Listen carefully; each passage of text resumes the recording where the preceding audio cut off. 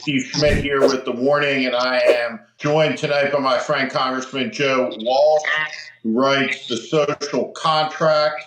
You can find that at Substack. It's a great Substack site. I urge you to follow it, to subscribe to it. We'll talk about that phrase, what that means, the social contract, a social compact, and that got broken in America a long time ago, and understanding how it broke, why it broke, when it broke is key to understanding why we have a fascist in the White House.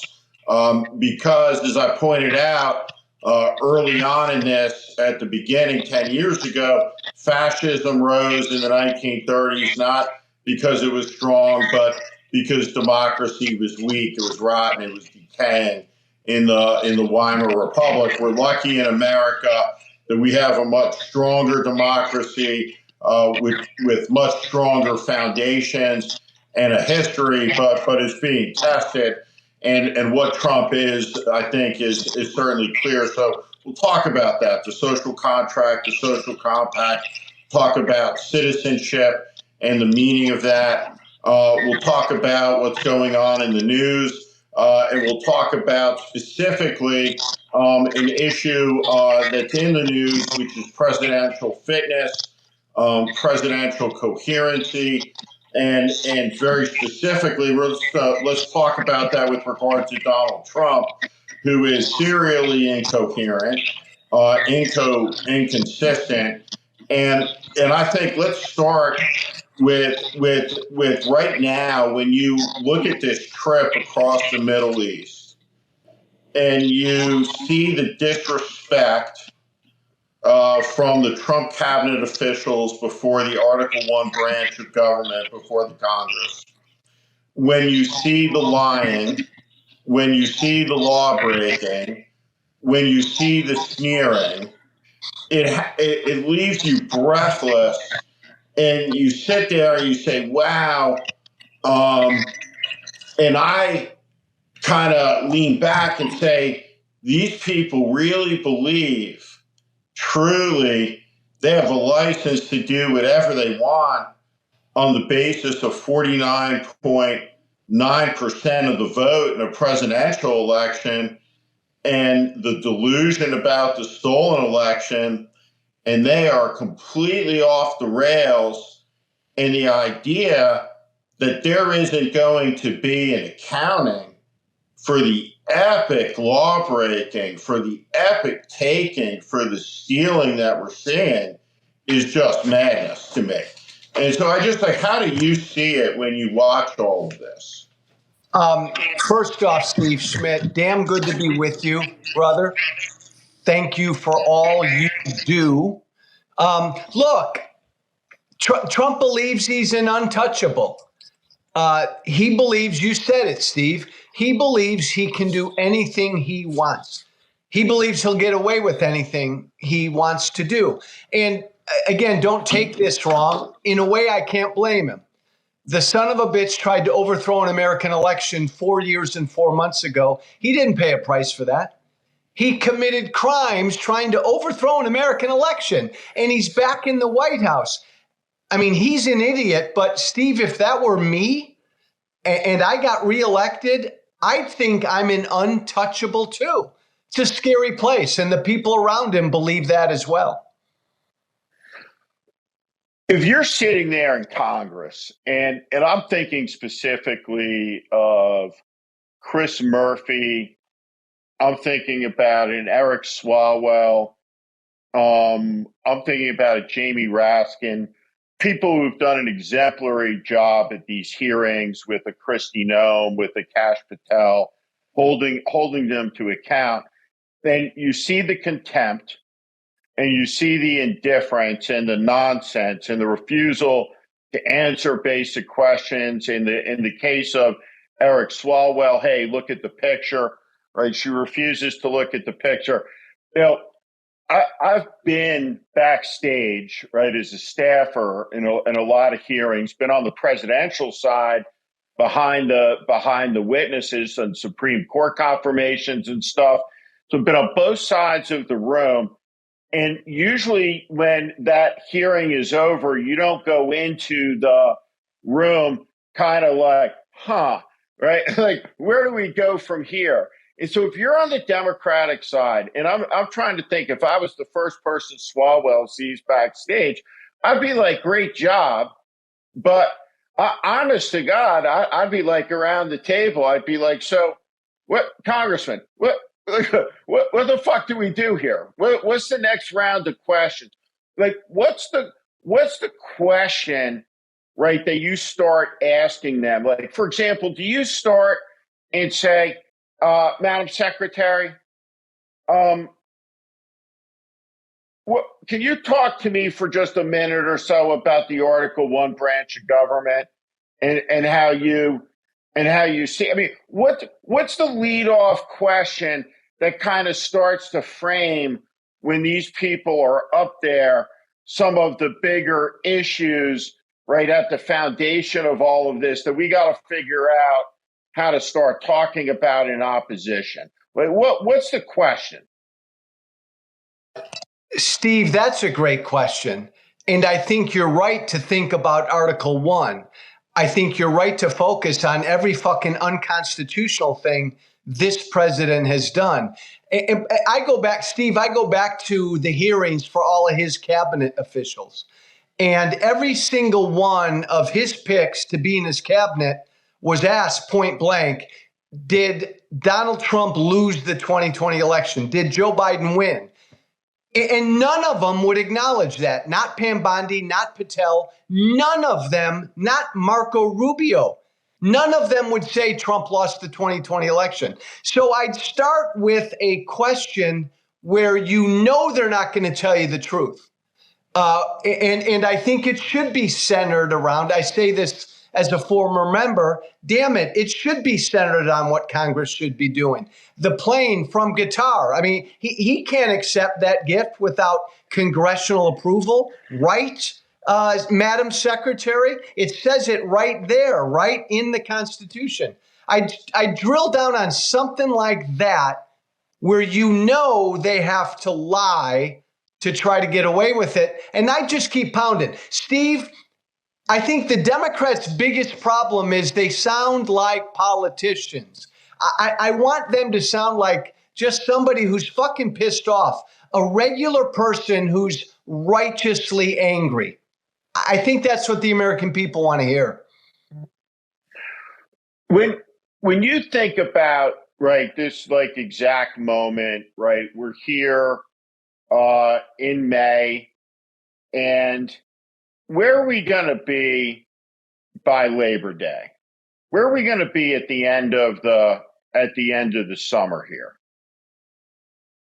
Well, I'll tell you what, the summer, Steve, I think could be ugly only in that as the weather gets warmer, as the weather gets warmer, these protests are growing.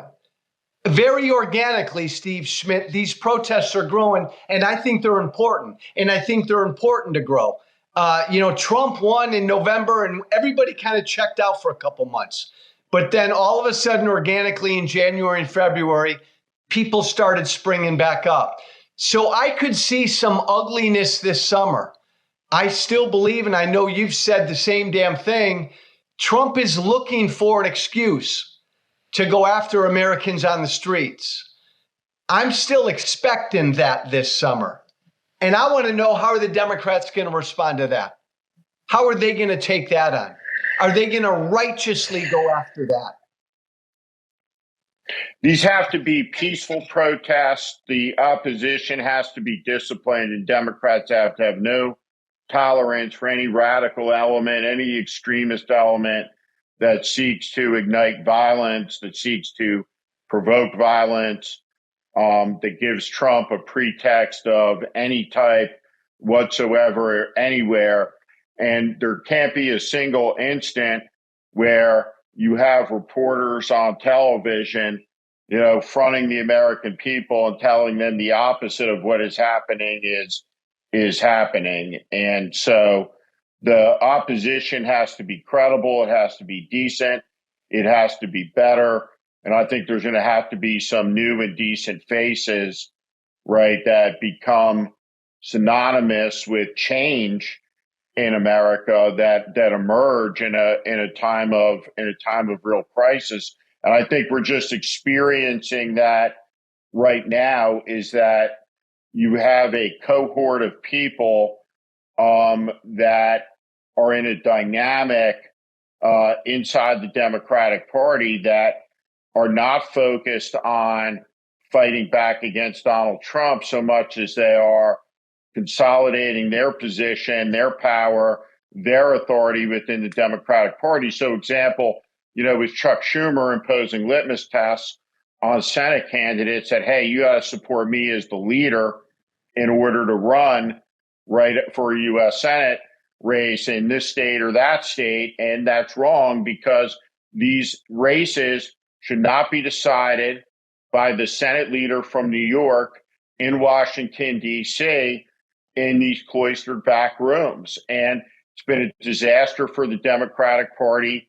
And so Democrats all across the country, like you said, I think that you're going to see a wave of normal people, ordinary people, if passed as prologue, get involved in campaigns at a congressional level. And I think the question is how high does the tsunami wave come?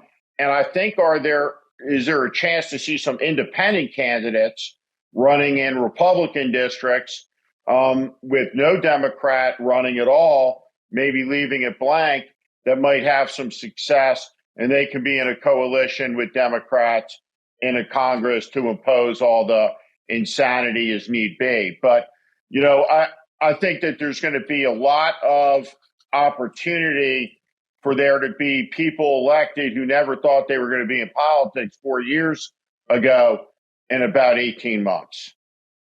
Steve, I think you're spot on. And I do think you're going to see independents running in a number of congressional districts, maybe even a state or two. Look, I come from the Tea Party. I know there's good and bad right with the Tea Party. But I think what's going on in the Democratic Party right now is reminiscent of that. The good elements of the Tea Party were that we thought we were the conscience of the Republican Party. All of this debt, we got to quit spending all of this money. I see the Democratic Party having kind of their own Tea Party movement. Look, you know this, Steve. You're one of the smartest guys out there. We're living in a populist moment. Regular people are pissed off at a broken political system. Trump recognized the moment. He's a fake populist. He's a demagogue. He's an evil populist. But like Democrats haven't even recognized this moment. I spent every day last year in a battleground state campaigning for Kamala Harris. And Steve Schmidt, everywhere I went, average regular voters told me a variation of, hey, Joe, I know Trump's an asshole, but the Democrats look down on me. They don't understand me. I heard shit like that everywhere from just regular folks.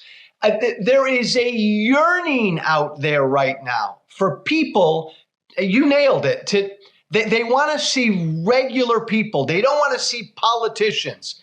And again, they want to see people righteously angry. Some Democrats have gotten that. Most of them still, though, sound like some talking point. When you think about this moment, right, there's no escaping the fact that the Democratic Party lost to MAGA in 2024, and that's quite an achievement to lose to the most loathsome political movement since the Confederacy. And so there's just no question that something better has to be offered. And one of the cycles that is true in American history is that when you look at great presidents, they have usually followed epically terrible presidents. And with Trump, we have the worst president in American history, and the most abusive by the time we get to the end of this. And so I think that there needs to be a reform and renewal era of American politics where people are able to understand that we live in a big country, that we want to have the right to disagree, we want to have the right to dissent, and that we have to work together because we share some things in common. And we have an idiotized society that is going to pay the price, and we'll see how costly the catastrophe to come is going to be. But no question in my mind that we are headed for big trouble. I want to talk to you about the Tea Party because I want everyone to understand who watches this who's a Democrat. The Tea Party, which I was never supportive of, right, as an element within the Republican Party, was always misunderstood in the media. And the Tea Party was cast as a reaction to Barack Obama, when in fact it was a reaction to the Bush presidency within the Republican Party. And it was a reaction to the failed wars, to the excesses of the military strategy, to excessive spending, to all of these degradations, right, to what true conservatives believed in, that had in this moment of the Bush presidency all gone up in flames. And so there's this moment in the Republican coalition. I'm a moderate Republican, right, by birth, by temperament, from New Jersey. Christy Whitman, Tom Kaine, left edge, right, of the Republican coalition, from a moderate state that the Republican Party was the good government part of the coalition, was pro-choice. And there was a pro-choice tradition in the Republican Party, and it was a big tent. And what breaks that during the Bush presidency is the Terry Schiavo decision. If you recall, this is a comatose woman that the governor of Florida, right, goes to federal court. The federal court intervenes, and then Congress acts to intervene in an end-of-life decision, and the president of the United States flies home from Texas, really to sate the social conservative wing of the Republican Party. And that totally blows apart the coalition, all the moderates, all the libertarians. And so when you come into 2009, this Tea Party coalition, which the media covers as, well, this exists to be against Obama, is really in its foundation a rebuke to the Bush administration and to the Republican leadership. And that is played out on Fox News. And what you're seeing now all over the country is a real breach that exists between the powers of the Democratic Party in Washington, and I think real voters that are very angry at Chuck Schumer and very angry at all the appeasement that you pointed out, such as the fact that all of these people in their confirmation hearing say, hey, I can't tell you who won the election, right? It was President Biden. And right, I'm still going to vote to confirm you, right? So it's an incredible thing to witness. But I just want to get you to talk about that Tea Party in terms of that it's a rebuke to its own side. And that's how that starts out. Steve, I'm so glad you said that. And coming from the Tea Party, I got to write the book about it one day, because you're right. It started before Obama. It started with Bush. It was a reaction instantly, like, to all his bailouts. Look, I'm asked all the time, how did we get Trump? The Republican Party base, primarily then middle-aged older white people, they felt like the Republican Party establishment was ignoring them, the base. I would argue the establishment was. Then along came Tea Party people like me, and I'm guilty of this, Steve. Back in the day, we inflamed the base. we got them fired up and we got them pissed off. So there was this perfect storm then for Trump. When I look back on the Tea Party, I primarily think it was mostly driven by matters of government's too big. Damn it, we got to stop bankrupting future generations. That's what resonated with me. But Steve Schmidt, there was an uglier side to it. There was some of the nationalistic side to it. There was some of the racist side to it. I didn't pay enough attention to that then. I wish I had. But when we didn't deliver, like when I got sent to Congress and we didn't do shit about government spending, that's right away when the base got pissed off and Trump tapped into those uglier elements of the Tea Party a few years later. Yeah, I mean, listen, there's no question. Listen, Mitt Romney in 2012 was the guy who took Donald Trump from a racist on the sidelines who was a conspiracy theorist on the birther. And that's the difference between Romney and John McCain, right? John McCain would not have tolerated that, did not tolerate it.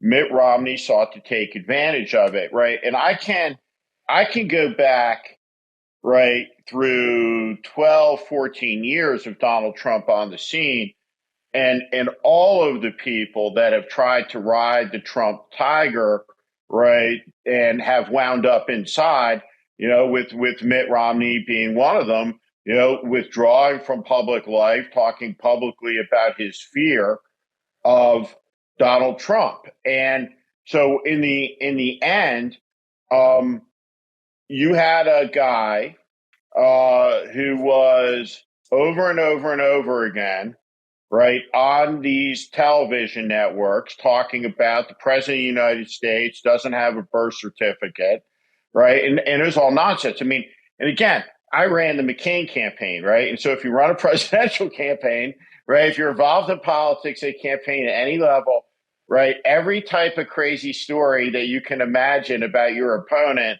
is going to be rung into your phone, right, by someone at some point. Right. And the first time I ever heard the Obama, right, wasn't born in the United States. Right. I said to a guy, right, he was like the guy that you have on a presidential campaign, like on the movies. Right. You're like, huh. Right. Obviously. Right. This would be a big deal. Right. Is this true or not? And they go out and they look and come back. Right. This is absolutely not true. Right. Barack Obama was born as a United States citizen. It was all a conspiracy and it was all nonsense. It was always nonsense, but no one ever called it out. And so you go back to January 6th, you go back to the moment he came down the escalator, everybody's position about Trump, right, over a period of time reveals itself in that moment in time, right? And when there are moments when people say, whoa, right, this guy just did something, right? And so what we have to have happen in the country now is we got to get a lot of people back, right, that fall into the category of they voted for Hillary, they voted for Trump, right? And they voted for Trump a second time and are going to be disappointed. Or they voted for Trump, they voted for Biden, they voted for Kamala, right? And you want to keep them engaged. Or in some type of combination where you have a Trump vote and a Biden vote, right? Or a Hillary vote, a Trump vote, and a Biden vote that's split either 2-1 or 1-2 in the last three elections. You want to try to get those voters who have wobbled back to Trump back over, and you have to have some grace to them if you're Democrats with regard to the anger. And I feel anger, but I have it for the people that manipulated and lied to ordinary people, right? And went out and sold them a bill of goods. And I'm also deeply unhappy with the small group of people that were responsible, right, for defending the republic against all of this insanity, who failed in the defense when the stakes were very high.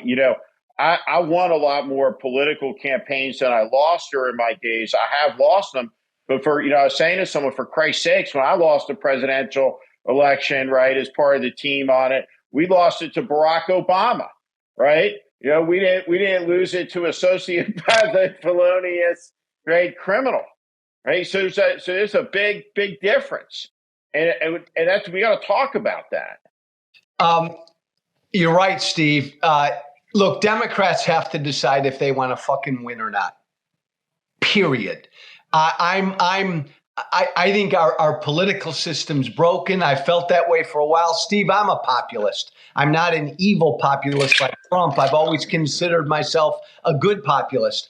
We're living in this moment. And so Democrats got to recognize this moment. Of all the never Trumpers, Steve Schmidt, I'm a weird duck because I'm a reformed MAGA gangbanger. I come from the MAGA base. I voted for Trump in 2016. My bad. I've publicly apologized for that for 7 years.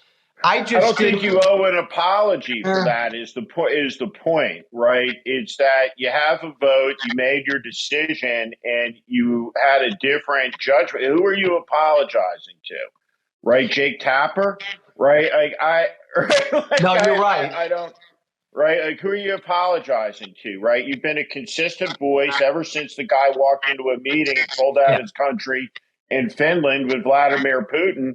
Boom. And right, sometimes, right, you got to look at someone and say, "Wow, right? It takes a lot of courage to say that, like, you went out fucked up, and said, "Wow, I was wrong about this guy." So I don't think you owe anyone an apology, but I say that because we got 1,500 people on right now, and I want you all to understand is when you talk to people over the coming months as times get tough, right? The accountability isn't right, like, to be paid by the truck driver, right? The accountability is to be paid by Elon Musk and Marco Rubio and Kristi Noem, right? Not for the people, right, that, looked at, for example, that 1 million people died of opioid overdoses and they never, ever, ever, ever, right, heard about it being discussed on national media, right? And FDR understood this. He talked about invisible man, talked about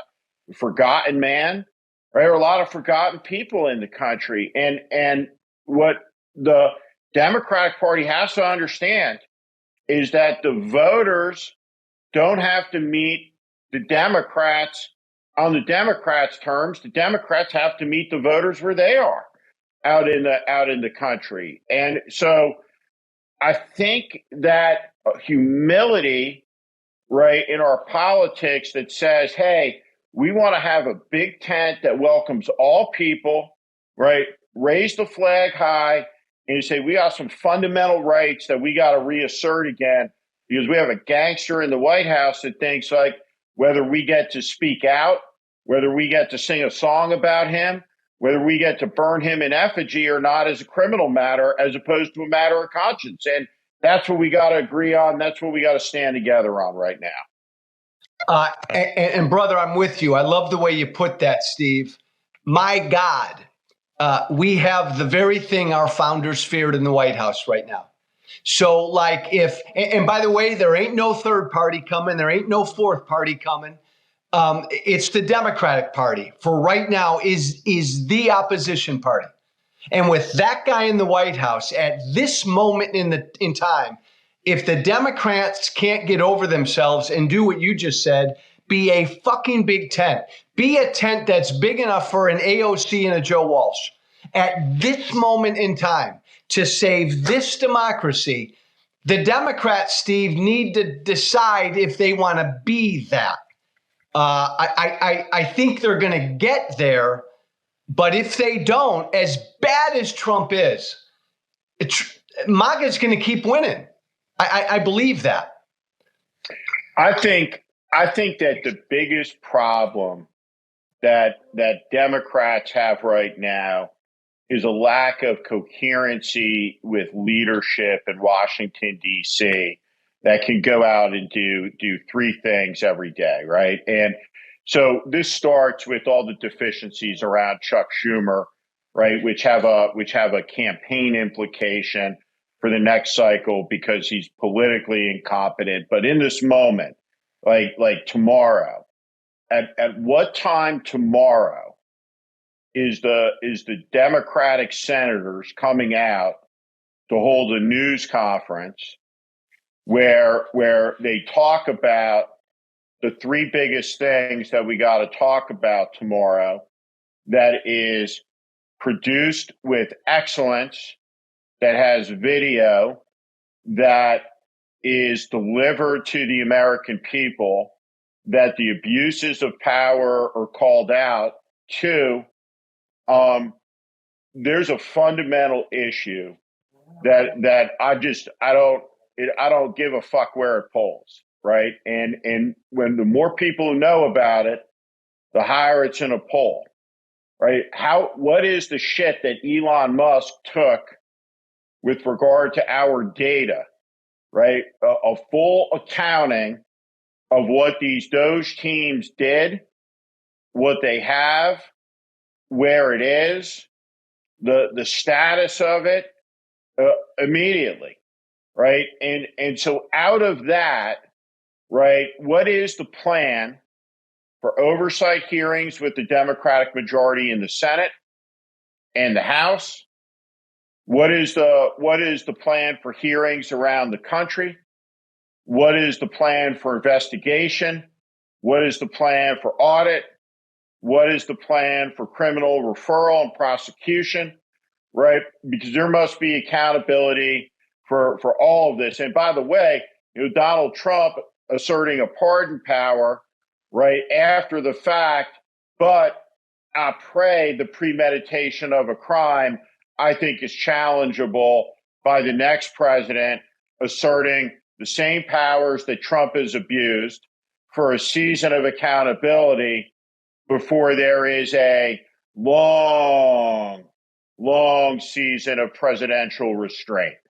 And so there has to be a plan. And then finally, the last thing is to say, what is the use of power, right, that we have right now that we intend to use, right, to slow this down, to stop it, to demand concessions? What's the plan, right? And so we're going to use our power, right, to make this stop. And somebody's got to enunciate that from a position of leadership in the House and Senate. And I just why is nobody doing that? Like, what is the malfunction?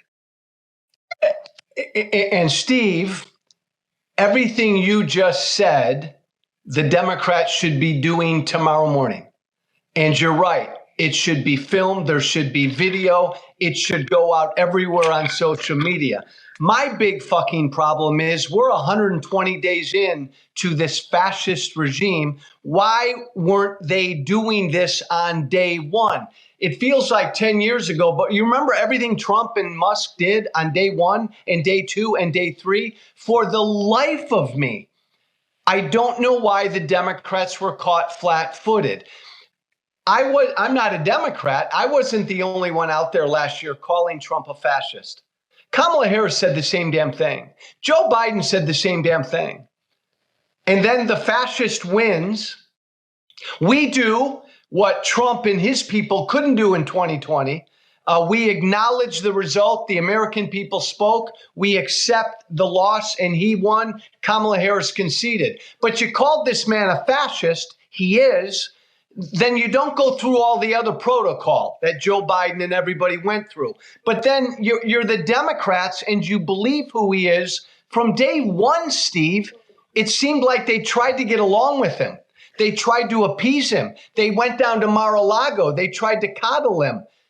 Just be lying everything they said about him last year. And Trump and Musk didn't give a fuck because from day one, they were engaged in their unconstitutional fascist bullshit. So I don't know why they weren't ready from day one. They should be ready now. They need captivating messengers I don't see anybody on Capitol Hill like that. I think the voices have got to come from out in the country. I think that there are some really exceptional young members on Capitol Hill. I think Jason Crow. I think Jake Auchincloss. So I look, for example, and this is my test.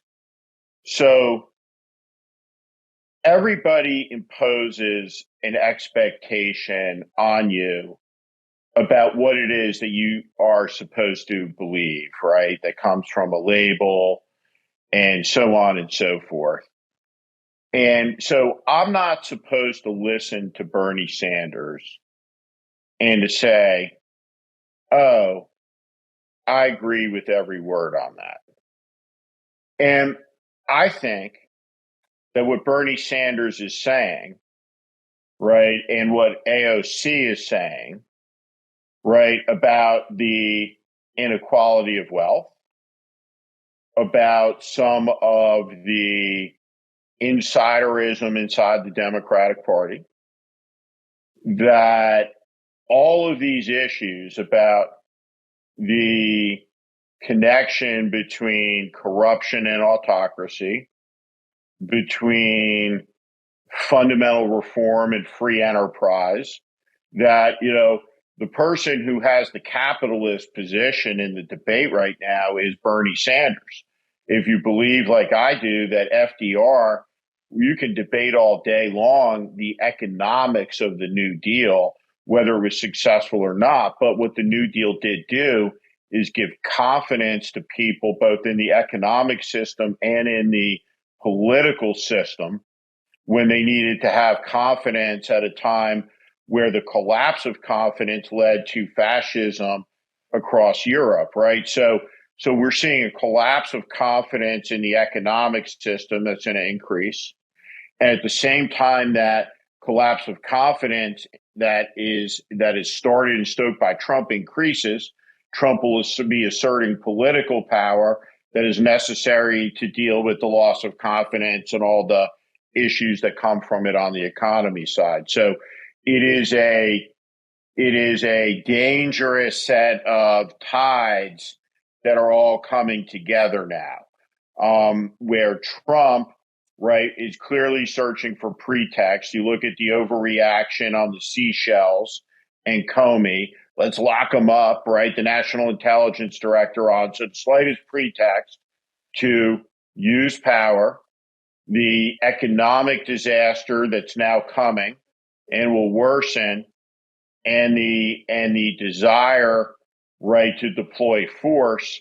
Like, I think all of those things are on the board, right? Pretty predictable that they're bearing down. You either believe he's a threat to democracy or you don't. You do, Steve Schmidt. I do. Democrats either believe that or they don't. It's hard to argue that they've been acting for the past 100 days like they believe that. I still think there's a chance. They have to. Things are going to get uglier. When I say out loud publicly that if politically things look really bad for Trump next year and Republicans, that Trump will do everything he can to try to prevent the midterms from happening. You may think I'm a loon for saying that, but I believe that. And I know a lot of Democrats believe that. But Steve, they're afraid to say that. You can't be afraid to say stuff like that. I think the biggest failure of this whole Trump era has been the failure of imagination. Like we couldn't have imagined 30 years ago that somebody would lose an election and try to overthrow it. He did it. So don't tell me that guy wouldn't try to prevent the midterms from happening.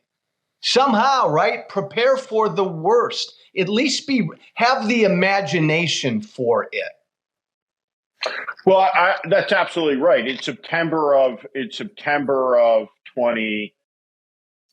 In September of 20, as he was talking about, I only accept the results of the election. He said it. I said, there'll be violence, and we'll go to the water's edge, and we'll see who crosses the Rubicon, right, to that place of no return. And it was everybody, right, except for a few people who crossed to that space, denial of an election.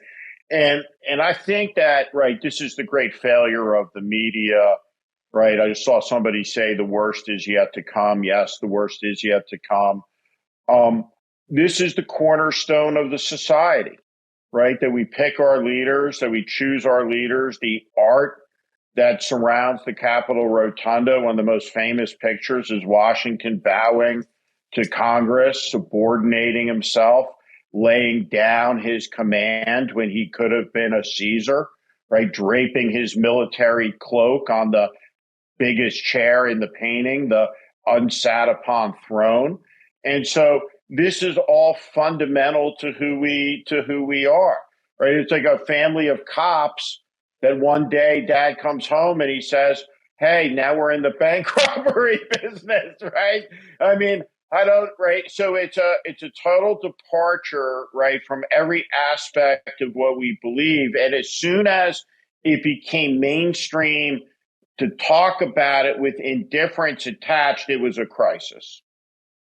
And Steve, sort of in the Democrats' defense, Trump is so bad and so dishonest and so lawless and so ignorant and so corrupt and so cruel. And every day Trump does 1,000 bad, ugly, un-American, treasonous things. Over the years, Democrats have really just felt like all we got to do is say Trump is bad, baby, and we're going to win. All we got to do is say Trump bad, Trump bad, Trump bad, and we'll win. So Democrats haven't had to do the hard work of writing themselves and who are they and what do they stand for.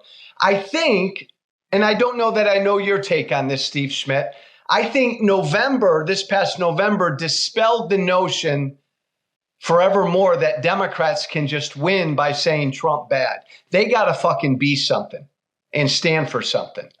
And I don't think they know what that is yet.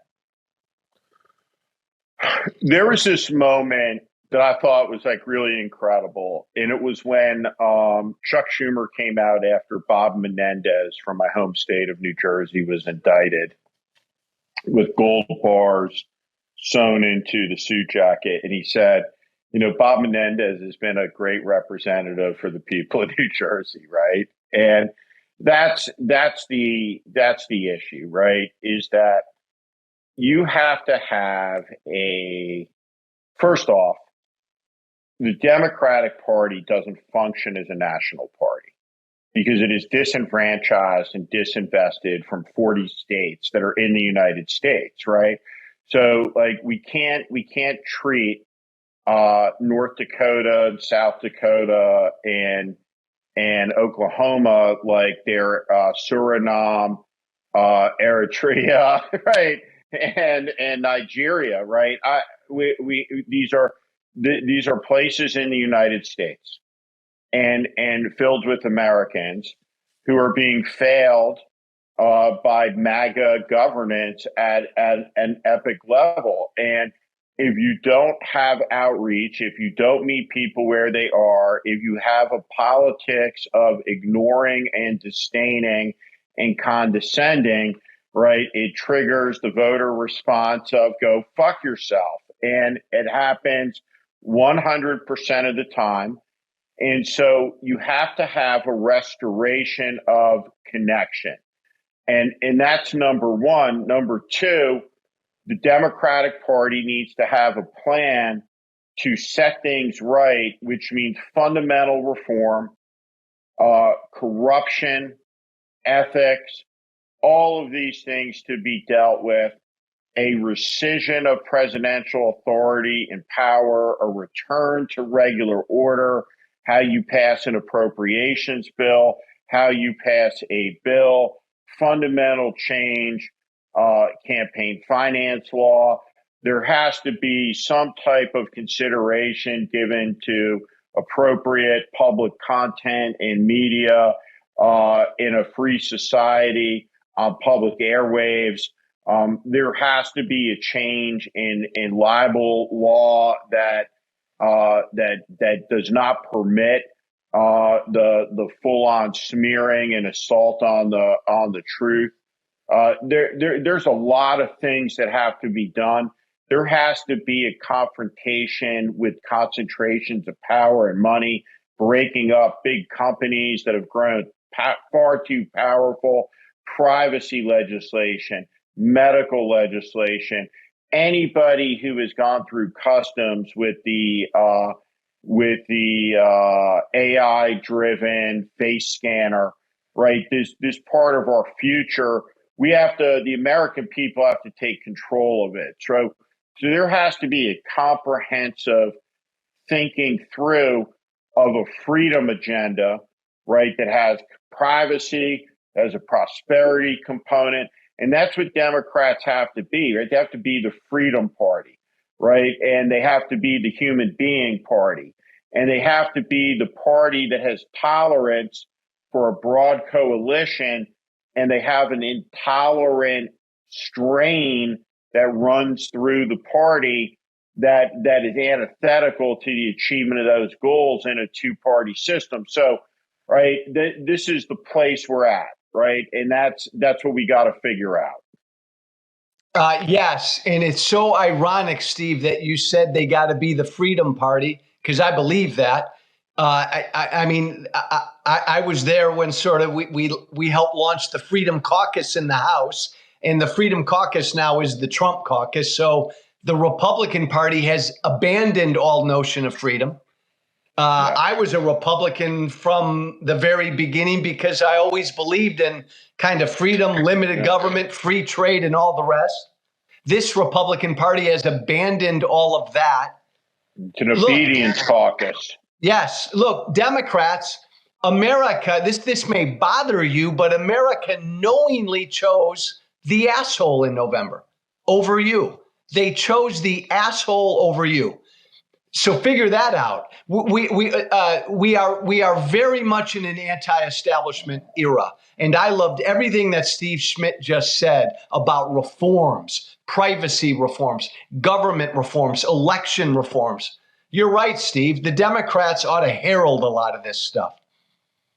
Yeah, I mean, what at the end of the day, we've seen a couple of instances in our adult lives where places and things that we have a deep attachment to are gone. The World Trade Center in New York, and so in the immediate aftermath, people say, "Well, we got to rebuild exactly what was there," and that almost never happens, right? It's not going to happen in Pacific Palisades with the community that burned down. It's not going to happen with regard to what Trump has burned to the ground inside the federal government. What fractured? So, right, when Democrats come to power, there's going to have to be an assessment of what happened, who did what, accountability for law breaking, but also how do you deliver a service that delivers a dollar value for a dollar spent? Does the program that reaches the poor kid deliver a service to the poor kid? Because what was burned down that existed pre-Trump is gone. It's gone, right? And so what will come after it has to be thoughtful, has to be sustainable, has to be able to deliver a service and make the delivery of that service popular. If you're the party that stands for the proposition that government can do things, then you have to be the party that demands competence from government. And so, perfect example of this is in California, many billions of dollars has been spent on high-speed rail for 25 years. There's not 1 foot of track that exists that's been laid down. Billions of dollars, right? And so, right, why would anyone defend that? Right? Why would anybody defend that? And it's ridiculous to have to defend it and feel like you have to because of a magic letter next to your name And that's what has to be thrown out the window, all of it. Well, and Steve, a lot of this, though, is the issues. Democrats need to rethink where they are on some issues. What you just said about high-speed rail, spot on. Where is all the housing in this country being built? In red states. Manufacturing is booming in the South. Democrats need to wake up to this. I come from Illinois. What's going on in Illinois? What's going on in California? This is a real problem. The issue, Steve, of immigration. When I campaigned for Harris in every battleground state, every day for 3 months, I heard more about the issue of immigration than any other issue. And yeah, Trump demagogues the fucking issue and he lies about it because he tries to scare people. They're eating cats and dogs. They're eating cats and dogs. Utter lies and bullshit. But the Democrats kind of ignored the issue. They didn't even talk about or look the other way when it came to the border. So even on that issue, Steve, a lot of regular Americans said, I'm going to vote for the guy who's lying to me about immigration. He's lying to me about these migrants because the other party doesn't even acknowledge that this is an issue we need to do something about. Yeah, it's an incredible issue that sums up, I think, a lot of this moment and where we got to. I was always an outspoken advocate for immigration reform, right? That was, essentially the McCain plan, which, as I understood it, the issue, here's what the issue was, as that I thought reasonable people could sit and come together on this, which was this at the time, was we have about 11 million people in the country illegally. And the reason that they're here illegally is because our economy functions with them, not without them. So we tolerate this. We've looked away. So why are they here? They're here because of us. So if you want to do something about this and secure the border, right? Okay. Right. And what the votes existed was to basically say, you people here illegally got to pay a fine. You got to go to the back of the line. You may be eligible to get a green card like 15 years from now and become a citizen 7 years after that. Right? I love going to new citizen ceremonies. Right? I think they're an incredible thing to go to. But that compromise fell apart because when the Republicans were in charge, Democrats didn't want to give them a victory. When Democrats were in charge, Republicans didn't want to give them a victory. And everyone played politics. And over time, right, the issue lost all nuance. And so the choice became, we're either going to have no border or we're going to have, right, I guess, ICE Barbie and mass deportations. And so in the choice between no border and ICE Barbie and deportations, I know what side wins that debate. And it's the ICE Barbie side. It's we're going to kick everybody out, right? Because we can't have this. And so what Democrats have to be able to do is to meet the American people where they are and to appreciate that everybody who's voting in an election is an American citizen. And whether they're third generation Hispanic or second generation Hispanic or from wherever, just like everybody, the majority of the country wants the immigration laws enforced. And they don't like the abuse that Trump's doing. But the alternative to what's Trump doing is not an open border. It's a humane enforcement of a sane border policy. And that's the bar that Democrats have to meet in order to ask for power to govern the country and to have a remedy for this. I mean, it's as simple as that. What Democrats have to ask for is power to make things stop that shouldn't be happening, which does not mean getting a green light to do things that are reciprocal of this that no one wants to see happen on the opposite side of the coin. And I don't know what else to say beyond that. And their Democrats are lucky, Steve, because you're right. With this issue of immigration, Trump's taken the pendulum and he's running so far in that direction. We're disappearing people off the streets and deporting innocent people. So he's given a great opening to Democrats to be where you advocated years ago they be. Trump's doing that with every issue, the transgender, every issue. He and MAGA are so extreme that if Democrats can just nudge a little bit over here on every single one of these issues, they can grab most Americans. For example, tomorrow, there should be a news conference that kicks off with Democratic senators and talk about Mr. Abrego and say, for instance, that we insist this administration follow the Supreme Court decision. Excuse me for 1 second. I have a 13-year-old black lab. I'm going to let him out of this room. He wanted to come in. Hang on. All right, big guy.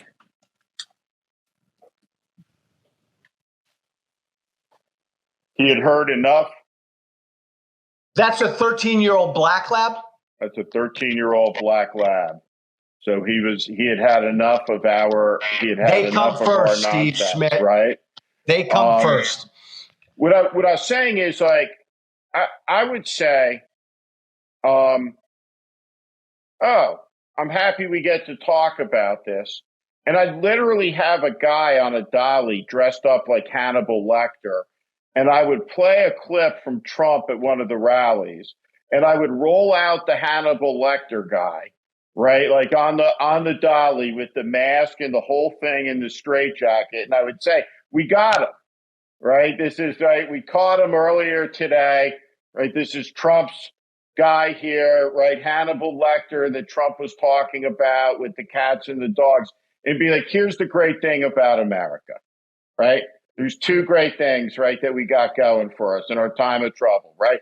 Right? That even Hannibal Lecter here, he gets to stand in front of a judge, right? He's got that going for him. And if he gets kidnapped by Somali pirates, the Navy SEALs are coming to get him. Right? Those are two things we have going for us, right, as a people. And so Hannibal Lecter or not, he gets to stand in front of a jury, right? He gets to stand in front of a judge. He gets to stand in a courtroom and he gets due process. And we don't have people who go on Fox News, right, who are the national intelligence director, the national director of this, that, or the other, the FBI director, the Homeland Security cabinet secretary, and say, oh, that person should be in jail because Trump hates them. Bullshit.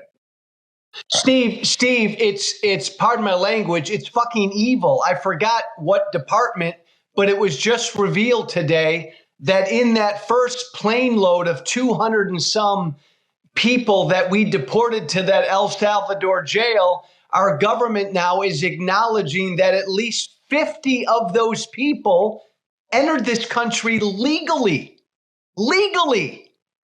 And we snagged them and sent them to an El Salvador jail. That's evil. Where are the filing of state kidnapping charges? Where is the international NGO community? Where is the Catholic Church? Where is the civil society in the country who is not speaking up to this? And at the end of the day, what we're witnessing in El Salvador, right, it's really important to talk about is that we're going to have to talk about this as a society, right? And there's going to be somebody sitting on CNN who says, well, it's time not to talk about this today, or it's the wrong time, right? But we are involved as a nation in a cash transaction with the dictator of El Salvador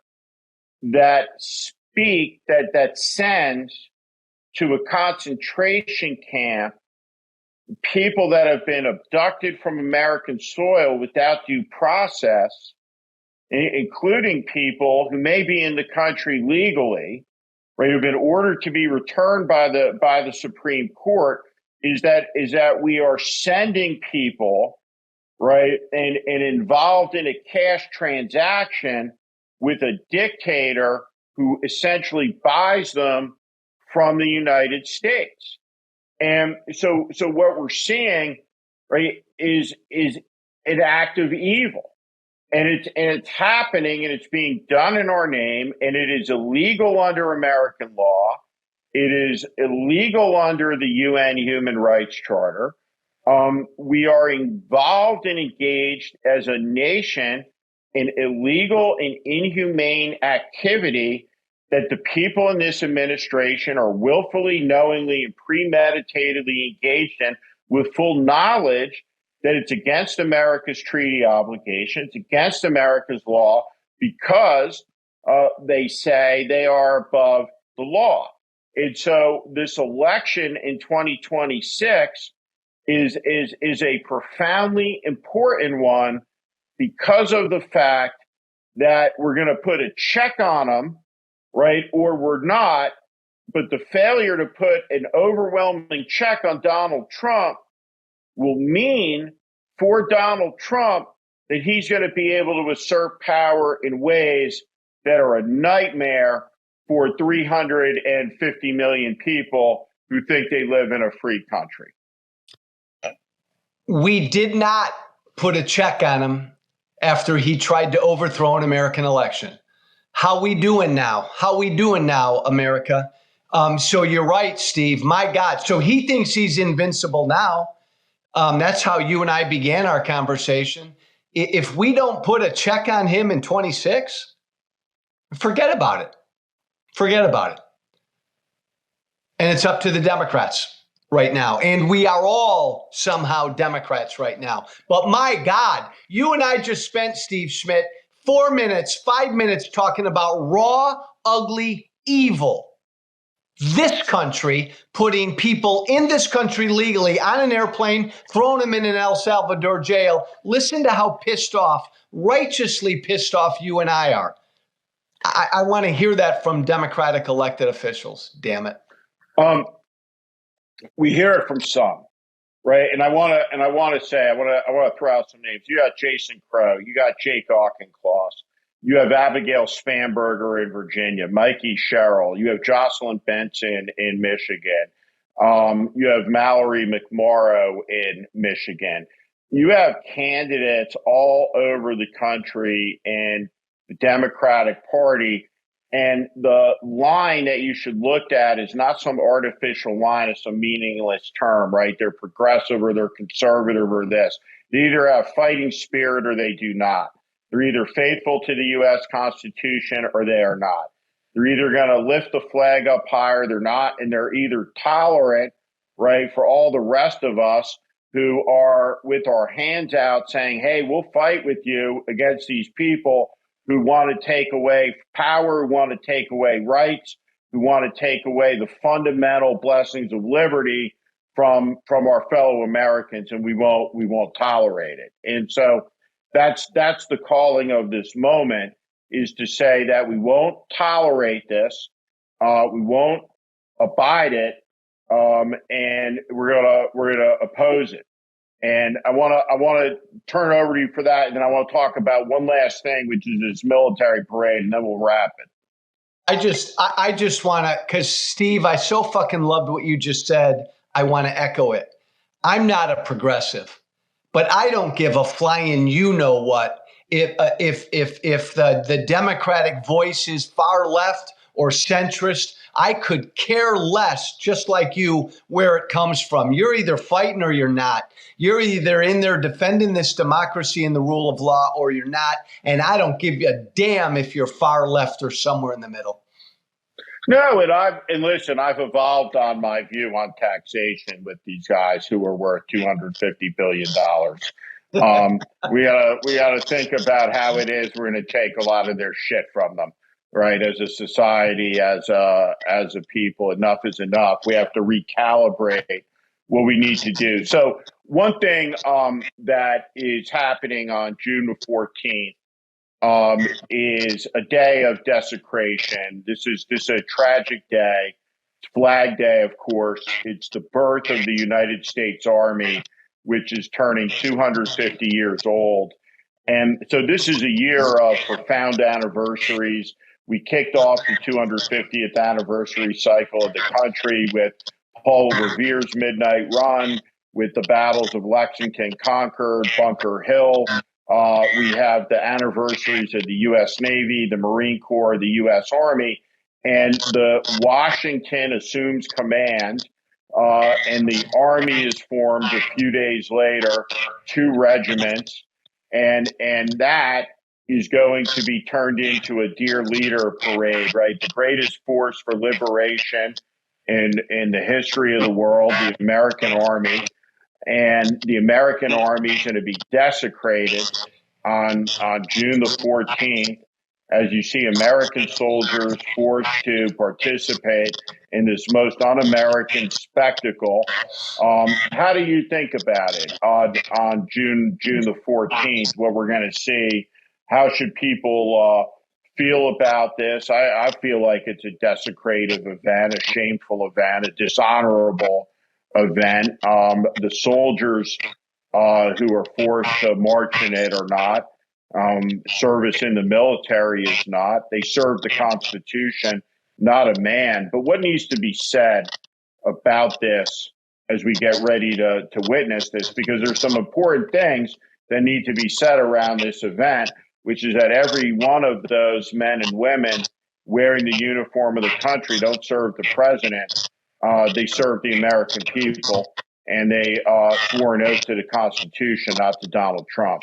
And that's what's special about the United States.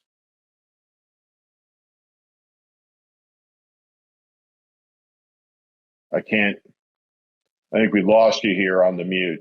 Gotcha. Steve Schmidt, you nailed it. It's a desecration. And it should make every American sad and every American angry, because Donald Trump envisions a day where he's like Kim Jong-un or he's Putin, and you've got these soldiers and tanks marching by, kicking up, all saluting him. It should piss off every American. But I'll also bring this up, Steve. June 14th is also the next big nationwide protest day. It's a No Kings protest day, and there are going to be, again, millions and millions of Americans out in every city and community in the country protesting against what this guy is in the White House, and just embracing that basic principle that we don't have kings in America. So June 14th is also going to be a big protest day. Well, if you're going to protest the king, remember this, everybody. Burning the king in effigy is not an act of violence. It's an act of speech. It's an act of dissent.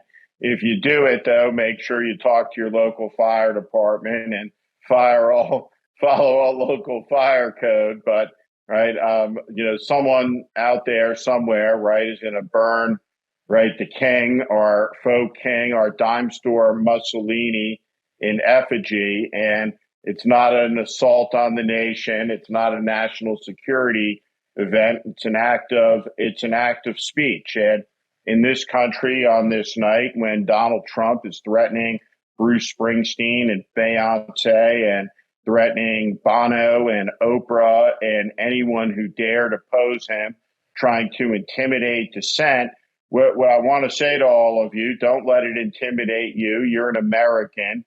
Rights are not privileges. They're rights. They don't come from Donald Trump. They come from the air. You breathed them in when you took your first breath on American soil. And you are an American, and you are free. And you are free to assert your conscience, to assert your rights, to speech, to petition the government, to worship as you please. And when you see the jackbooted government thugs of this administration trampling on people's rights, when you see it being done to the least of us, appreciate it's being done to all of us. when you see it being done to the most prominent of us, like Bruce Springsteen or Oprah, appreciate that it's being targeted at them, because if it can be done to them, it can be done to any of us. And so when you see people targeting the least of us and some of the people that have the most fearlessly, with arrogance, unrestrained, take it seriously, but do not be afraid of it. Appreciate that there is nothing they can do against all of us together, that they are a small minority, and that's what this thugocracy is. Donald Trump is sustained by a court of thousands and an inner court of hundreds, not a movement of millions. And so the American people are going to be woken up. The American people are going to be stirred. The American people are going to have to face the danger. And we have always done that. Winston Churchill observed about us, before I give it over to Joe to take us home, that Americans in the end usually do the right thing, although we'll wait till the last possible moment to do it. So with that, let me go over to Joe Walsh and ask you to bring us home tonight, and say goodnight to everybody. And thank you so much. We can find you again on Substack at The Social Contract. And the social contract in America has always been this notion that we hand it off a little bit better, a little bit stronger to the next generation to keep on keeping on with the work of perfecting the union. So that's what the work of America has always been. That's what the social contract has always been. Joe Walsh is a great champion of it, an important voice in this moment. And it was great to have you on tonight, Joe. And please say goodnight to everybody. We have 2,000 people, and many more will see it in the aftermath. And so, give them the final word, if you would. I shall, Steve Schmidt. Thank you, my friend, for inviting me on. Thank you for everything you do. Thank you, Steve Schmidt, for being a consistent voice. We need a lot more of that. Look, I'll echo what Steve said. Don't be afraid. Don't be afraid. Don't be afraid. And I'll close with this. We're lucky. We are. Not every generation of Americans has had the opportunity to fight to defend this thing. Look at it that way. I know it seems like it sucks right now, but we have an opportunity that so many other generations haven't had. We get to fight, scratch, and claw to save our democracy. Let's do it. Thank you, Stephen. Thank you so much, and thank you, everybody. I'm Steve Schmidt. This is The Warning. I invite you to join this community where I promise to be honest, blunt, and direct about what is happening in this country. America is in crisis. Follow and subscribe to this channel and on Substack. Thank you.